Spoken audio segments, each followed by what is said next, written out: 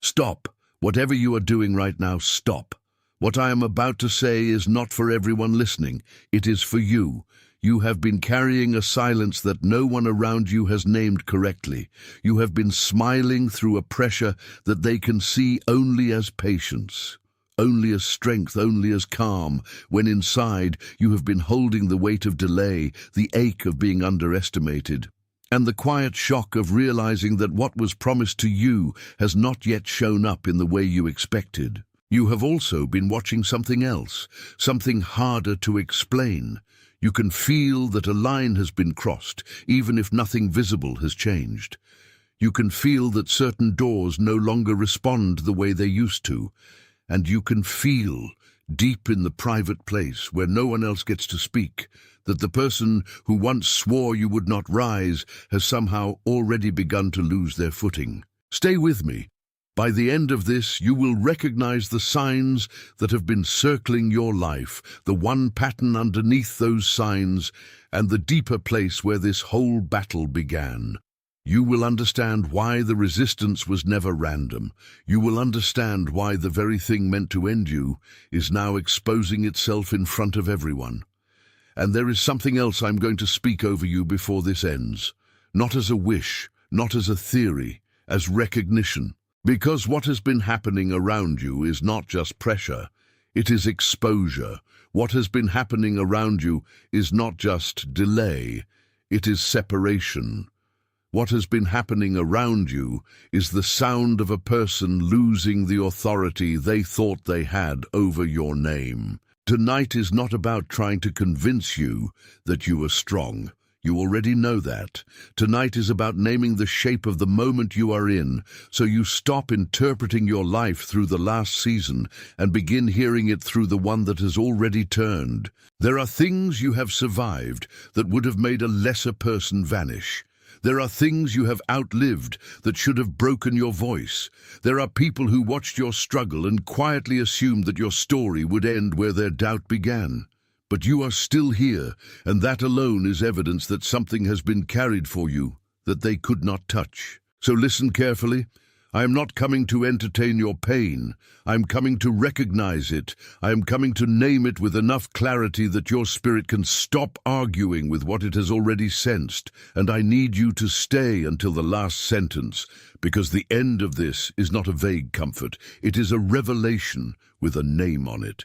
By the time we close, you will know why the tension in your life has felt so personal. You will know why old alliances have gone quiet, why certain conversations now feel hollow, and why your inner life has grown more sensitive while your outer world has become less predictable. You will also know what the signs have been saying, the waking in the night, the sudden wave of emotion with no obvious source, the repeated sense that you are being moved out of one identity and into another. The strange repetition of numbers, places, phrases, and moments that seem to be following you more closely than chance ever could. And you will hear the deeper message beneath all of it. Not that you are failing, not that you are abandoned, not that you are late. The message is that something in your life is being clarified so completely that what was hidden can no longer keep its disguise. This is why the message reached you tonight. It did not wander here by accident.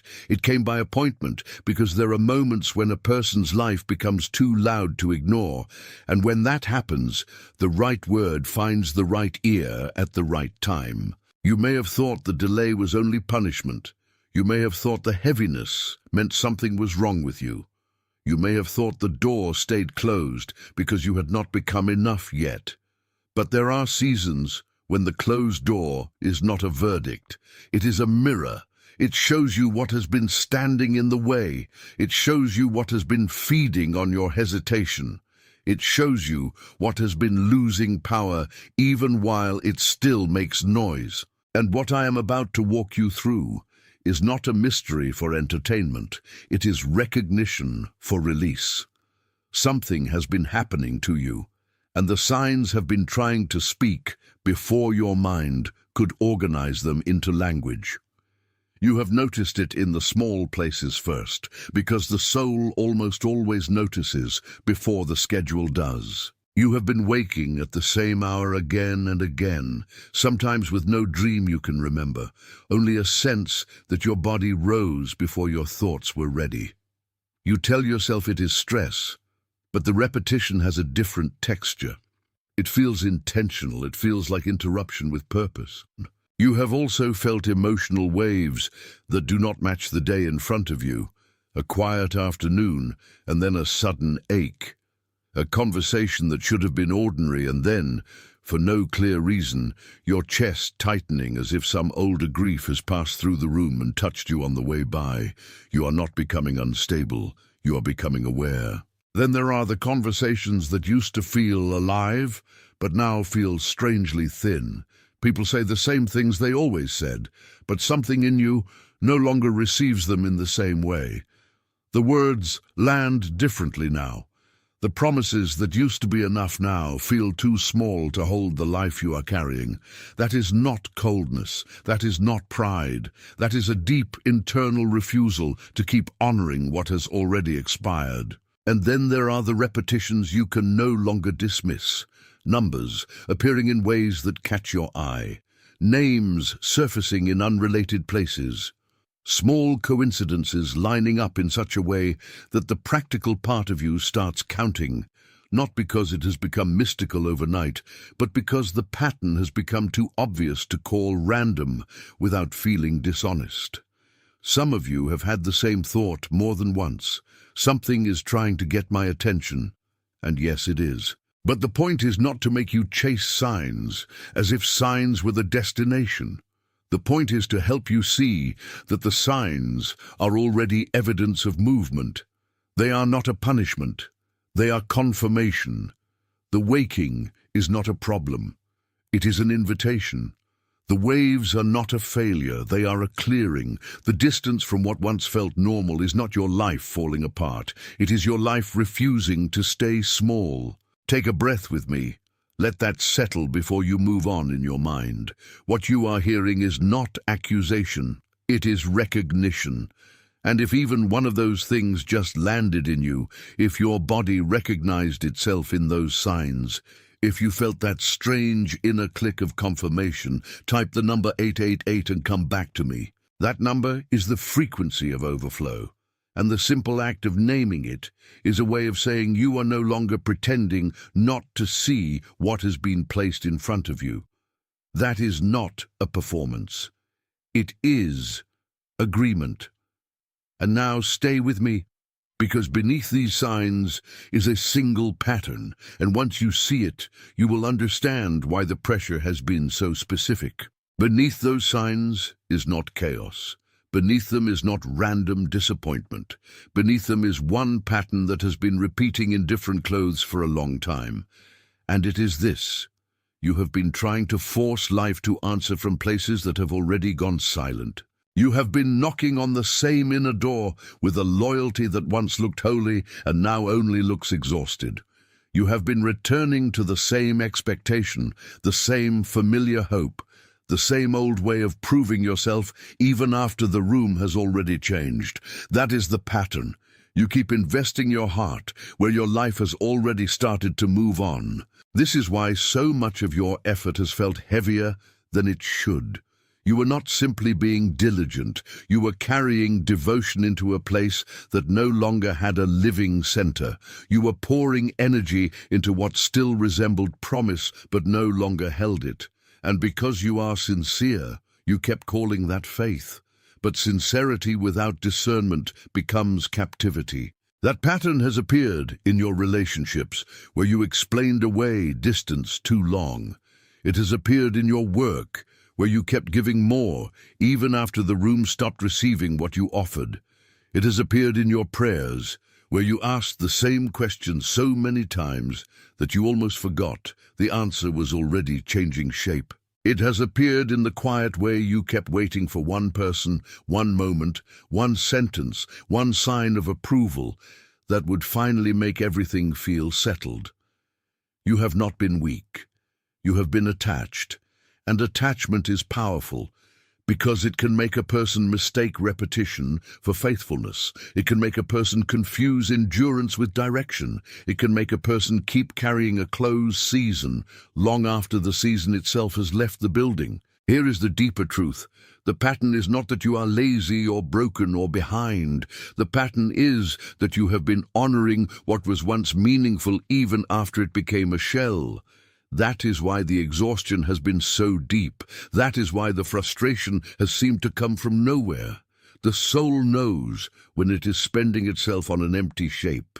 And because this pattern has been so familiar, you may have blamed yourself for not being able to leave it sooner. But the pattern was built to feel like loyalty. It was built to disguise itself as maturity. It was built to sound noble while quietly draining the life out of you. No wonder you have felt tired in places that should have made you feel alive. No wonder some of your strongest efforts have met the smallest returns. No wonder the moment you finally stepped back, the whole thing began to reveal what it had really been. You were not failing the pattern was failing you. And the cost of staying inside it is not always immediate. Sometimes it arrives in silence. Sometimes it arrives as numbness. Sometimes it arrives as the slow shrinking of your own voice, until even you no longer recognize how much you have stopped saying. That is the cost. Not just disappointment, diminishment, not just delay, compression. The narrowing of a living field into something manageable enough to survive, but too small to flourish. But there is a layer beneath this one, and this is where the image becomes necessary, because not every wound can be named without a picture that can hold it. Imagine a tree whose roots were once reaching wide and deep, but long ago, before anyone called it beautiful, those roots were cut back and pressed into shallow ground. Not enough to kill it, enough to shape it, enough to make it grow upward while never fully trusting the depth below. Enough to teach it that survival is safer than expansion. You are that tree in a human story. Long ago, something in you learned that visibility could be costly. Long ago, something in you learned that being fully alive would require too much from the people around you. Long ago, something in you learned to move with care, to ask less, to dim the edges of your own brightness so the room would not become uneasy. And because that lesson was learned early, it became invisible. You stopped noticing that you were living from a root system trained to hold back. The roots did not vanish. They adapted. They spread where they could. They fed what they could. They learned how to survive in a smaller border than the one you were made for. That is why, even now, there are places where you can feel your full self trying to rise and then catching on something old, something unseen, something that says not yet, not here, not like that. This is not your nature. It is your conditioning. And the pain of it is that you have spent years mistaking that conditioning for wisdom. You thought restraint was refinement. You thought silence was strength. You thought staying small was how you remained safe and good and manageable in a world that had already taught you what happened when a person took up too much space. But the tree still remembers. The root system still remembers what it was meant to do before it learned how to endure. It remembers depth. It remembers water. It remembers the original design beneath the trimming. And that is why you have been so unsettled lately. Because something in you is no longer content to survive shallowly. You can feel the old pruning now. You can feel where your life was cut down before it could fully branch. You can feel the places where you were encouraged to look mature while your real growth was being limited. You can feel, perhaps for the first time with full honesty, that what was done to you did not destroy you, but it did train you to underestimate your own reach. That is why the pattern has been so hard to break. It was attached to a survival strategy older than your current mind. It was rooted in the moment you first learned to fold back your own branches to avoid being noticed, corrected, mocked, or burdened with more than you could bear. And now, in this season, the tree is beginning to respond, not by becoming something else, but by returning to what was always there beneath the clipping. The sap rises again in places that had gone quiet. The trunk remembers its own language. The leaves begin to ask for light without apology. If that image is landing somewhere in you, if you can feel the old pruning and the new movement at the same time, type the words "I am awake" in the comments. Let the recognition seal where it has just landed. Come back to me. There is power in naming the moment the roots remember. They were never meant to live like that forever. And here is the deeper layer underneath that. The return does not begin by forcing the tree to grow. It begins by removing what kept it afraid of the sky. What you are being invited into is not a new performance. It is a return to an unafraid root. It is not a demand to become impressive. It is permission to become whole. The tree does not heal by pretending the pruning never happened. It heals by growing where the pruning stopped it, by letting the forgotten life begin again in the exact place where limitation was once installed. That is why the next movement in your life does not feel like strategy. It feels like relief, not because everything is solved, but because the deepest lie has begun to weaken. The lie that says your life is only safe when it is smaller than your calling. You do not need to fight the whole history of your life tonight. You only need to notice that the history is no longer the ruler of the present. And that is a different kind of power. It is not loud. It is not frantic. It is not proving anything. It is the steady return of what was always meant to live. The solution, then, is not to force more. It is to receive more honestly. It is to stop feeding what has already gone dry and begin tending what is still alive. It is to let the old attachment loosen without calling that loss. It is to trust that a closed door can become a mercy when it keeps you from worshipping an ending that cannot carry you forward. You do not need to invent your next season. You need to recognize it, and recognition changes what you protect. You will begin to notice that you no longer owe your energy to every voice that once knew your name. You will begin to notice that some of the urgency was never yours to begin with. You will begin to notice that your peace is not found by persuading the dead parts of your story to come alive again. It is found by honoring what is living now. That is a stewardship, not a scramble. So there are only two practices I want to name for you, and they are not homework. They are anchors. The first is what I call the morning seal. Before the day reaches for you, before the phone reaches for you, before the old pattern begins its familiar demands, sit for 1 quiet minute and ask this simple question: what in me is alive today that I keep overlooking? Do not answer quickly. Let your breathing answer first. Let the body tell the truth before the mind rushes in to manage it. The second is what I call the frequency audit. Once in the day, pause and name the thing that drains you without producing life, the thing you keep sustaining because it is familiar, the thing that asks for your attention while giving back only repetition. You are not condemning it, you are identifying it. That is different. Naming the source of distortion is how the tree stops sending water into a branch that has already died. These are not tricks, they are acts of consent. Consent to what is alive, consent to what is true, consent to what no longer deserves the same amount of your soul.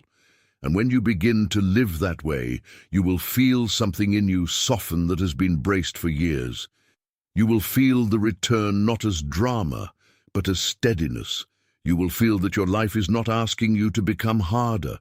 It is asking you to become more available to what has always been reaching for you, beneath the noise. The right thing does not need to be forced. The right thing does not need to be dragged. The right thing does not need your body to become a battlefield. It needs your attention. It needs your honesty. It needs the kind of presence that can say, with no panic and no performance, I see what is true here, and I will no longer build my life around what is empty. And if that sentence feels like a homecoming, then let your like be your amen without words, not as a metric. As an agreement that what was named here was named correctly, and that your spirit knows the difference between noise and recognition. Take a breath with me. Let this settle into the part of you that has waited longest to hear something clear. There is someone in your life who came to mind as this was speaking. Someone quietly tired, someone carrying more than they admit, someone holding a posture nobody sees because they have learned to make burdens look ordinary. Someone who has been brave in the private way that does not get announced. Someone who looks strong from the outside and feels one honest word away from relief. If that face appeared while I was speaking, send this to them. Not as a recommendation, as a delivery, the same way it reached you. The same way a word reaches the exact room it was meant for, by appointment. And before this closes, type the words "I am chosen" in the comments, not as a wish, not as a hope, as a confirmation. The agreement quietly forming between heaven and your hearing across these minutes is one you will live from for the rest of this season. Type it slowly. Let your fingers do what your spirit is already doing. You are confirmed. You are restored. You are no longer hidden from what is yours. You are no longer bound to what has drained you. You are being gathered back into yourself. You are being made steady where you were, once stretched thin. You are being given back the depth that was buried. You are being given back the voice that was quieted. Right now, all across the world, others are receiving this same recognition. Others are hearing the same release. Others are feeling the same soft turn from exhaustion into clarity, from pressure into permission, from surviving to returning. You are not alone in this hearing. You are part of something that does not need to announce itself in order to be real. It is sealed.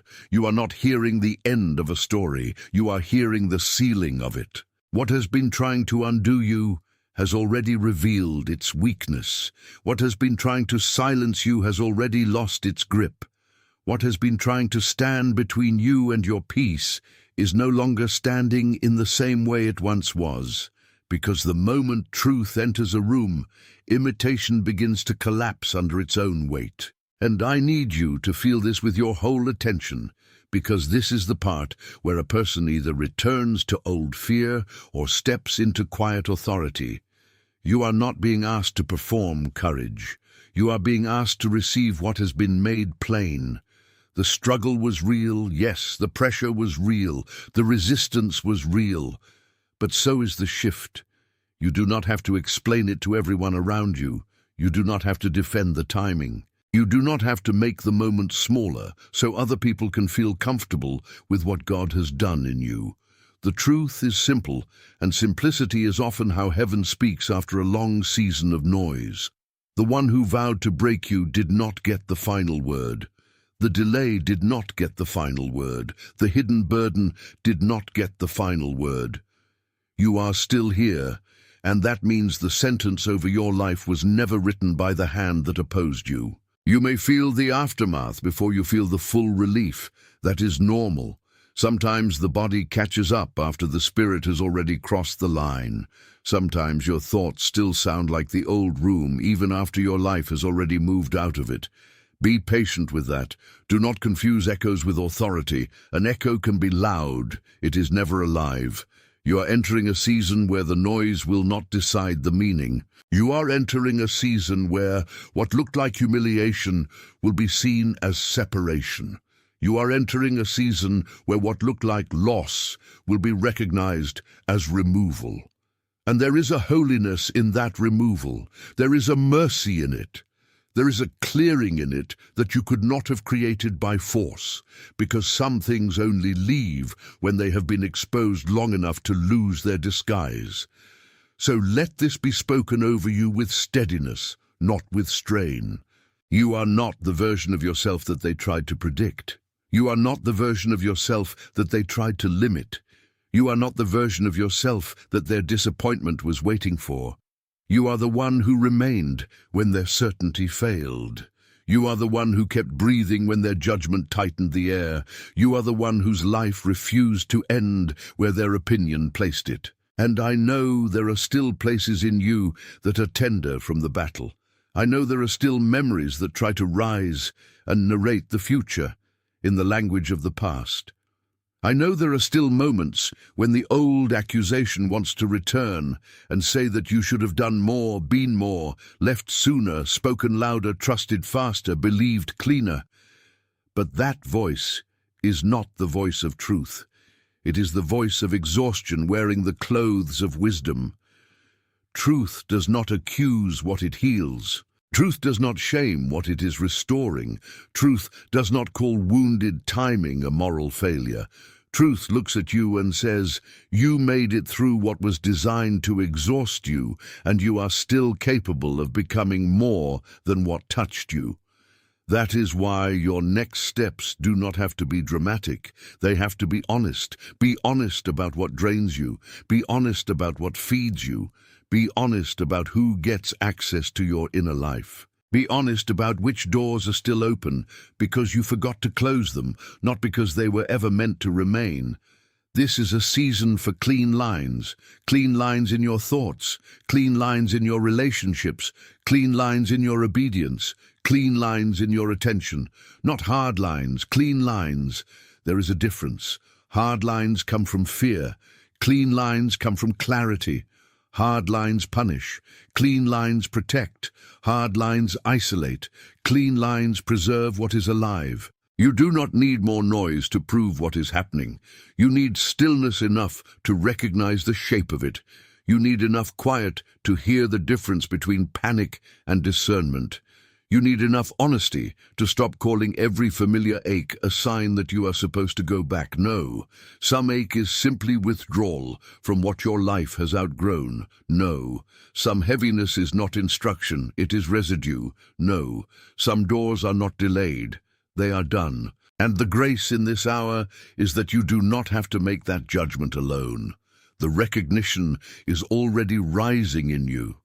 You have felt it in the way certain things no longer hold your attention. You have felt it in the way your spirit resists old bargains. You have felt it in the way your heart pauses now before agreeing too quickly. That pause is wisdom, learning how to breathe again. So let the old story stop speaking as if it still owns the room. The person who came against you is not larger than the purpose on your life. The opposition is not older than the calling that carried you here. The fracture is not deeper than the hand that has been holding you through it. And if you have been waiting for the moment when the evidence becomes undeniable, this is your reminder that sometimes the evidence is quieter than you expected. Sometimes it is a door that no longer opens. Sometimes it is a conversation that can no longer continue. Sometimes it is a sudden peace where anxiety used to live. Sometimes it is the unmistakable relief of realizing that the thing you feared was permanent has begun to lose its breath. That is what is happening. That is the shift. That is the undoing of the undoing. You do not need to chase the one who opposed you. You do not need to revisit the wound to prove you survived it. You do not need to keep your eyes on what has already been exposed. Lift your gaze. There is more ahead than behind you. There is more freedom ahead than fear behind you. There is more clarity ahead than confusion behind you.